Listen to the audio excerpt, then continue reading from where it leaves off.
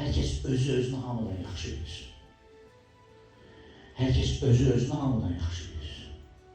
Bir də ki, yaradan onu hamıdan yaxşı bilir.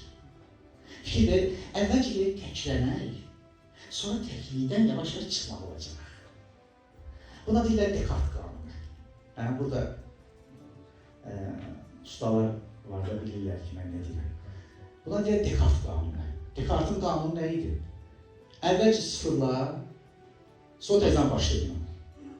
Yəni, René Descartes, fransız yazarı da, filosofudur.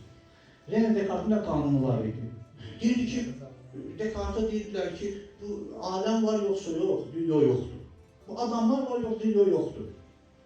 Nə bilim, hər şey olmadı ki də, necə yoxdur. Deyir, yox, mən bunların hamısını inkar edirəm ki, sonra qəbul edəndə dəqiq qəbul edeyim. Sonra buna deyirlər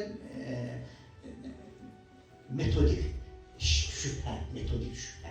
Bir də sistemli şübhə var. Sistemli şübhə bu mövlə üçün qəbul edirəm. Yox, necə gəlirlər, oynamaqdır da, bu olmaz yəni. Metodik şübhə budur ki, sıfırlayıram ki, dəqiq yığım sonra. Yəni, bir evi qurmusan, təzən söyləyir, nə üçün çəkirsən evi? Evdir də, yox, özü yaxşıdır. Demə, sökürəm ki, təzdən özüm salım, sonra üstünü yaxşı qurum.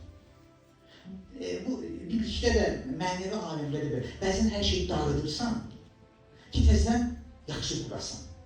Buna deyək Descartes-in qanunu.